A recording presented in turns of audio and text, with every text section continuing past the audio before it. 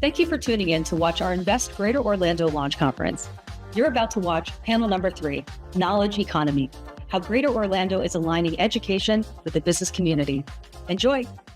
We're going to get started. On up and take your seats and get up and down for coffee and restroom breaks. We're gonna kind of get going with our third and final, probably middle class panel. And I'm so glad from Jacobs led the world class, because I think the world class education environment of Central Florida is second to none.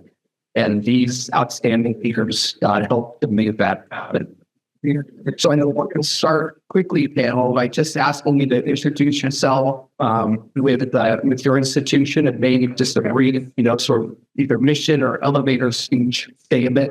I'll start, maybe just to then help out. Let's see, that wasn't specifically part of our script. I'm Sam Stark, Vice President of Athletics, Communications, and External Relations at Rollins College, where we educate students for global citizenship and responsible leadership. David. Hi, good morning, everyone. I'm Chuck is from Florida Tech. I'll be Provost and Senior Vice President, Chief Academic Officer. And at Florida Tech, we're all about workforce development, particularly for the States Coast, and also lifelong learning. My name is Dave Buckles. I'm President of Foundation Academy. We're a pre-K 3 through 12 school located in West Orange County. Good morning, Laura Byrd from Lake-Sumter State College. I'm serving as the interim president. We are the fastest growing state college in the state of Florida. Our growth rate for this past year was 15.9%. We are working to meet your workforce needs. Good morning, Dr. Mike Burkett, President of Duke University, Florida Technical College and the Dade School. So we have 8 locations in Florida, all throughout the I-4 corridor from Tampa all the way over to the Lane, but also South Florida. Another 20 plus locations in Puerto Rico, and also offer programs all the way from graduate degrees through diplomas, nationwide, online. So like some of our other counterparts here, we're interested in workforce development, helping build people to fuel the workforce here in Florida. Thank you all. So just for a little lead in to help set the table for the discussion, Orlando has earned its reputation as a capital for being talented and an educational institution making key investments to further their capacity to train the next generation of leaders. The region's status remains intact. In this final panel, titled Knowledge Economy, Strategies for Aligning Education with Central Florida's Traditional and Emerging Economic Needs and Our Hurdles to Overcome, we'll talk about Central Florida's role in workforce development for the job of tomorrow. So with that, we'll start with a question for each of you, and we'll just sort of work our way down that we just did. Central Florida's economy, as we know, is rapidly evolving and growing with both traditional industries and emerging sectors like tech and healthcare requiring new skill sets. From your perspective, how is your institution adapting its educational programs to align with the region's economic needs, both now and in the future? Yeah, thank you for that question. So I think you hit the nail on the head. I do think that workforce development and training future workers in sector one on tech is very important. And as you know, we're on the Space Coast, so we take it very seriously. I think our general approach is we really believe in partnerships. President Michael and I, and all the leadership team, we're very good about partnerships. And in this case in particular, we want to partner with local industry. We do with all the companies that you probably heard of, like L3 Harris and Northrop Grumman. And we visit with them. We have some training programs that are on site, some of these places. But personally, what I'm interested, I'd like to ask the leaders in that company, hey, what are you looking for in your recent graduates? How can we at Florida Tech help you with that? How can we evolve our curriculum to make then to help meet your needs? So we're really big listeners. I think that's really credit. I always enjoy those meetings. I get a lot. I'll give you one that one of the most common themes every company has told me is that, well, you guys have really, in general, they're great engineers and scientists, but we want them to have better communication skills, both verbal and written. So that's like kind of refrained. So, we take that seriously. I talk to our academic leaders about these are very important themes that people take. Well, actually, I'm taking some real good notes because being in secondary school out here, I want to make sure that not only we provide a path for our students to be productive in society, but also preparing them not only for the colleges, but also for the technical side. One of the questions we got early on was, listen, my child does not want to go to a Ivy League school. So your mission statement says you partner with the family to provide Christ of education. How are you going to do that for me? So one of the things that we've done also was partner our agreement with Orange Technical College, and then with one of our families that I just met today, we're looking forward to continue a relationship with them. And what we need to do is create an opportunity for our students if they come through from pre-K grades or 12th grade, the opportunity to both develop and shape them to communicate better, keep that right all you up. We're just stuck on still technology device of them because I'm going to show it sweet. And so that is the biggest challenge. And so what we're doing at Foundation Academy is create opportunities in relationship with other organizations, business areas to make sure that we are going to give location. We back up from it. It's in that it's business. So we're looking at things like multimedia, TV production, communication, broadcast journalism, photography, again, various fields in the multimedia as one focus, but at the same time have a nursing track because we're sitting right next to some of the biggest healthcare institutions in the area. And so that's always the challenge of meeting those needs, provide that. And someone said early about the process, right? We continually in our strategic plan look every year how to make sure we're staying on track with the process that we're implementing every year.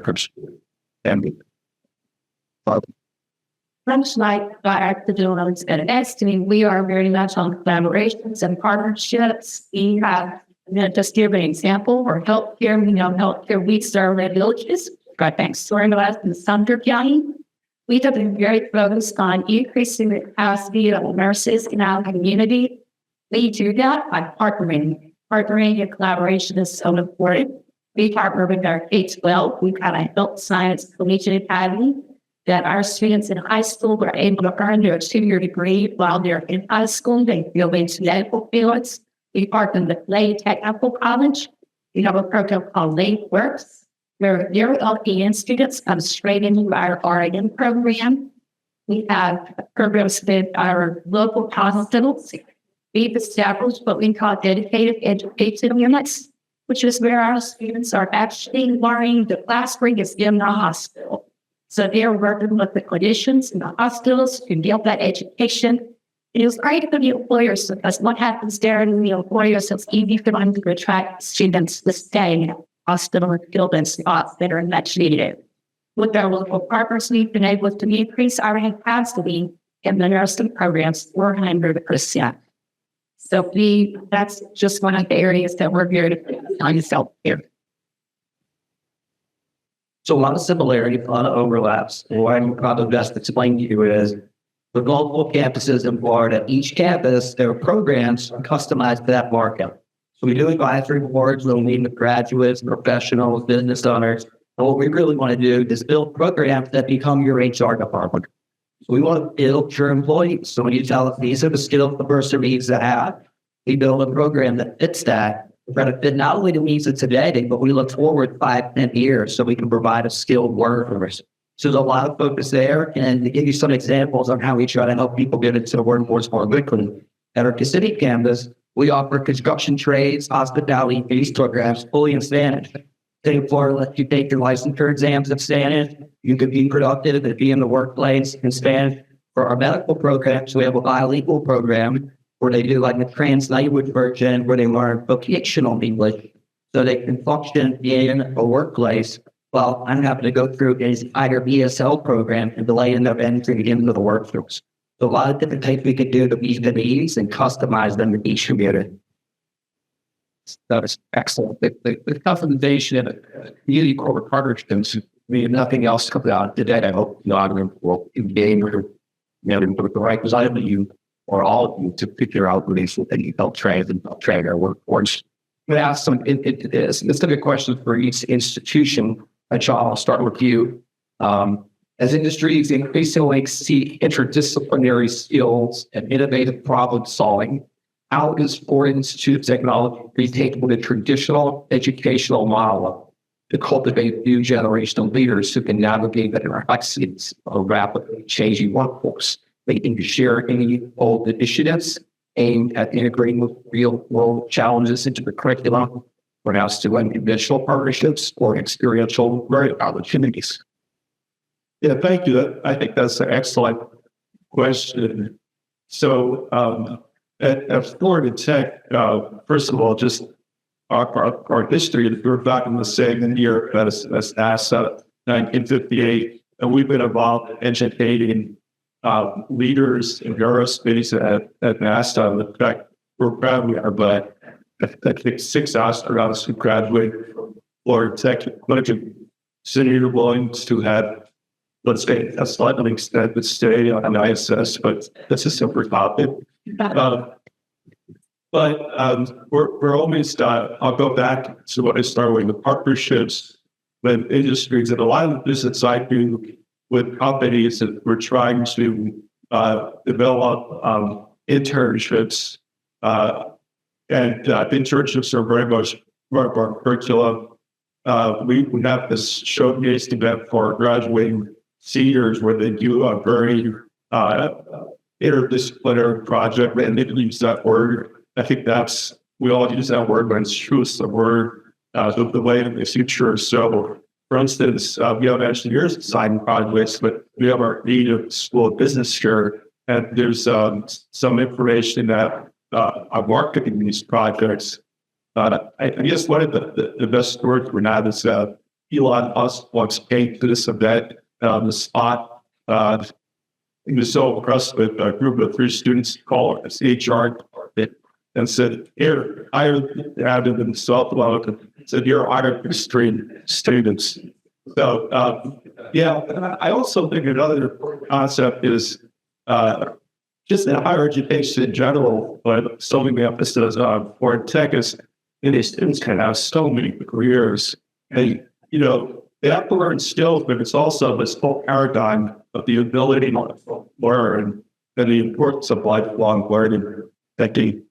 Said, for you, as Foundation Academy focuses on equipping students for a future in knowledge-driven and knowledge-driven economy, how are you leveraging technology to personalize learning approaches and nurture not only academic excellence, but also critical thinking and emotional intelligence? What innovative practices have you implemented that challenge traditional educational paradigms and prepare students for real-world production? That's a lot. That's a lot. Yeah, it is. It's a challenge, but simple as the team we have, as we continue to look at really shifting from a traditional learning space more into a project-based learning space. As we talked earlier, partnering with entities like Disney and whatnot to allow our students to have a hands-on experience.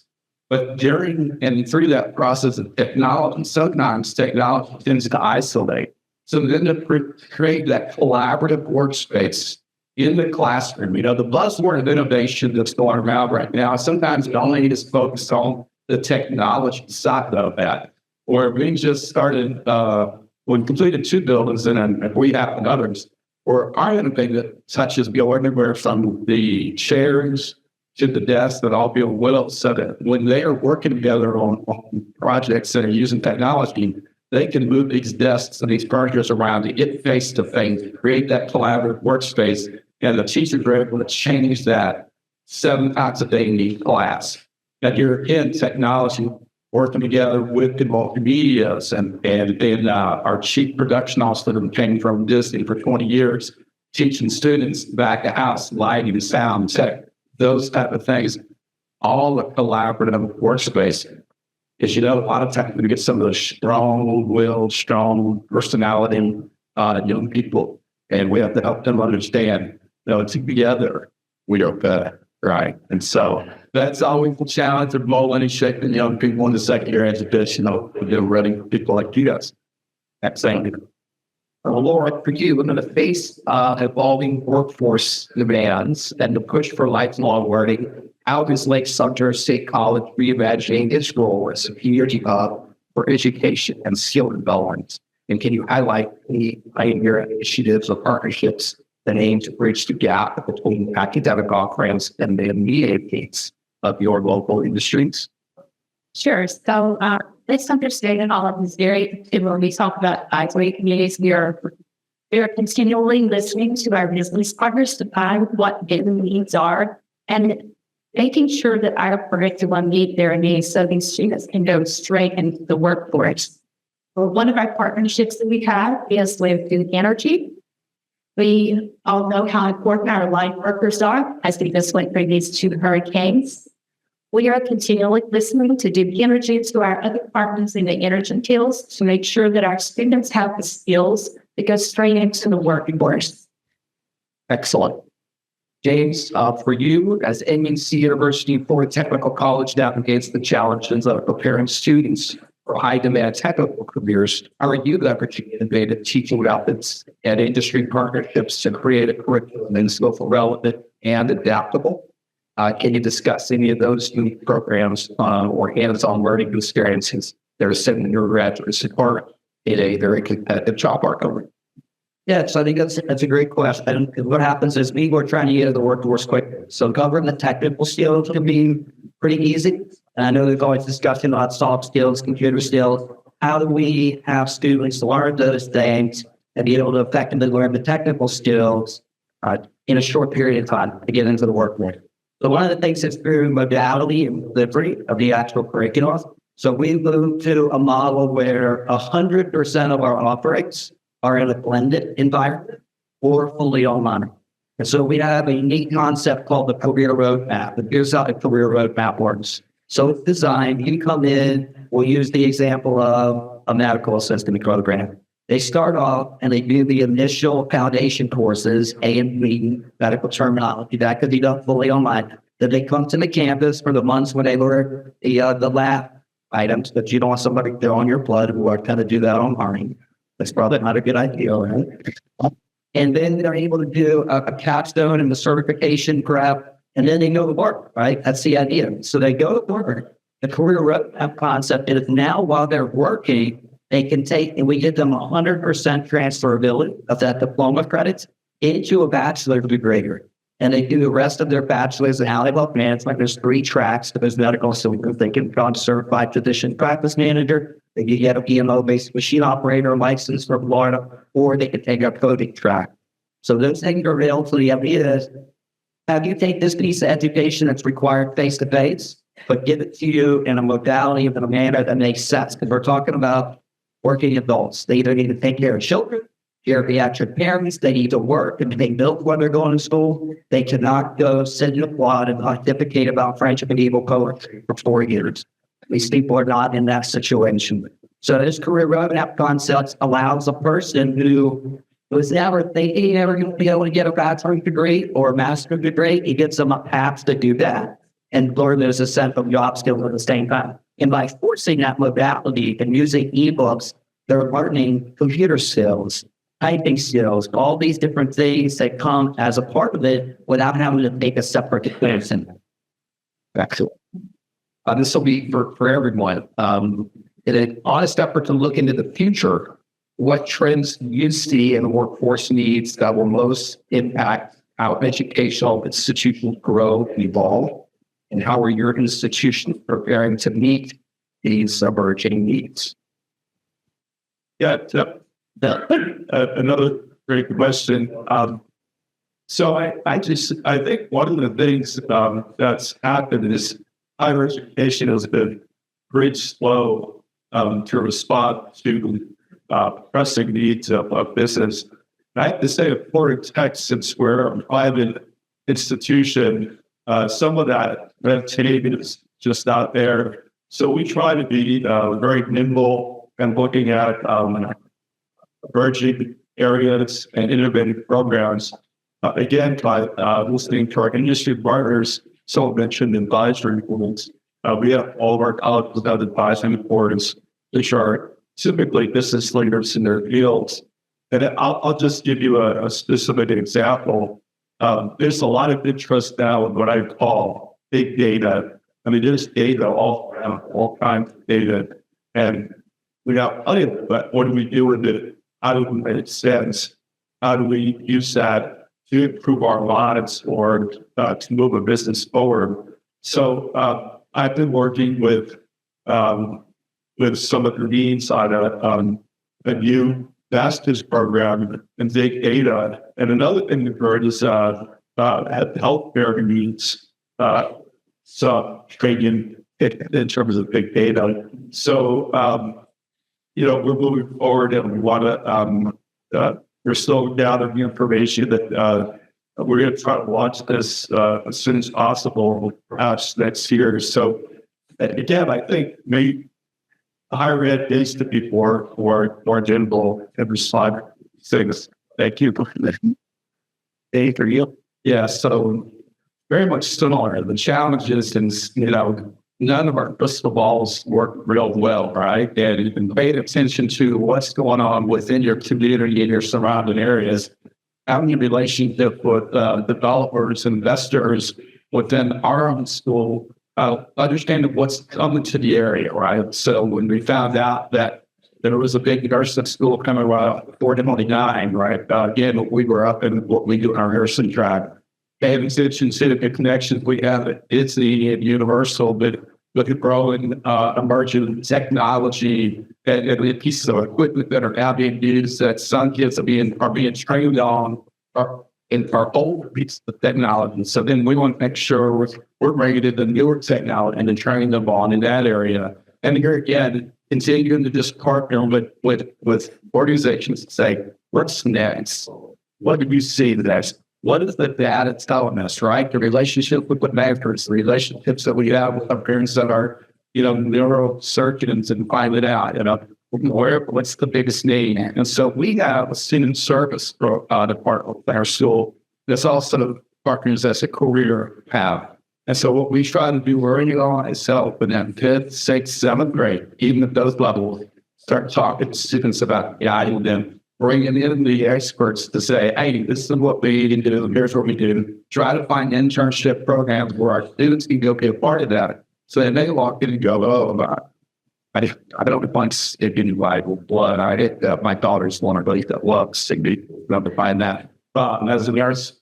But anyhow, so we're trying to create more opportunities to bring the experts in various fields in our buildings to speak to our students to help guide them so they'll spend 4 years or 2 years going down a path and they realize it wasn't the right path. Right. So very comes to Lake-Sumter State College on the whole student. So we're open access. So our students come to us with the challenges. They have sometimes not prepared for the academic experience that we're going to have. We have tutors available and we call them other days. We've got partners that students can work with that will help them prepare academically. We students come to us not able to afford the tuition and we're very low cost. We're already affordable. So to have scholarship opportunities, we've seen that 88% of our students who received a scholarship have either graduated for the last 5 years and gone on to work to the workforce. They've gone to a sister institution as part of a 4-year opportunity, where they're still with us. We know our students are hungry. We're working on food pantries on all of our campuses. We have someone who's working on mental health with our students, but we also have the career opportunity, really telling our students know what path to choose and what they're looking suited for. And then showing them one of the things we hear from our community partners and our businesses that soft skills are so needed. and really helping students to prepare their soft skills. Some of the ways you do that is through also internship opportunities. Michael. So I think a lot of it is accessibility and being able to deliver content in a manner that consumers want at this point. And I use myself as an example. So I was a non-traditional student out of high school. I went to the Marine Corps, got my GI Bill out of them. When I got done there, was working full time in the police department, was a single parent, and went to community college. And I was on the 4.5-year plan to finish my 2-year degree.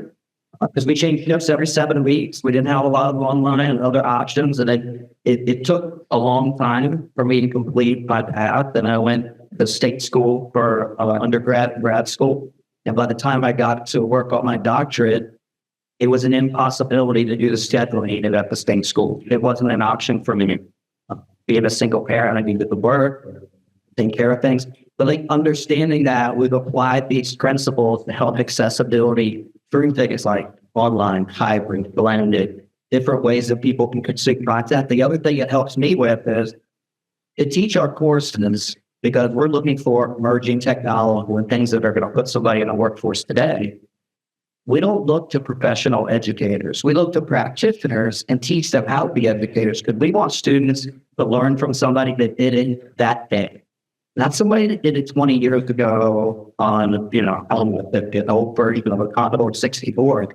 We want somebody who's relevant, and having that flexibility also allows us to get these working industry professionals to be able to teach our courses, because they work full time too. So that flexibility works in a lot of ways to give us the real ability to provide that relevant information and knowledge and reach a greater group of people and be able to have better instructors to deliver that content. That's excellent. We're at time. I'm going to ask one more question, but it's a one number, not one word, one number answer. AI. On a scale of 1 to 10, with 1 being we prefer our head in the sand. We don't want to touch this. To 10, or all in, we're going to embrace it. Where is your institution with AI and machine learning? 10.5. There we go. Yeah, we're learning, so we're at that 7, 8 number right now because we continually grasp that. That's it. It's going 8 and 9. We're embracing it and lots of fun. Yeah, and I would say we're probably in that 7, 8 range, and really because we want to see how industry reacts, right? So we need to understand how industry is going to react and what their needs are going to be in that area to really understand how to adjust curriculum and student delivery.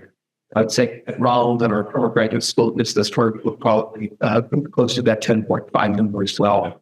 We'll just close with 2 reminders about world class. I mean, it's clear that our education environment in Central Florida is indeed world class.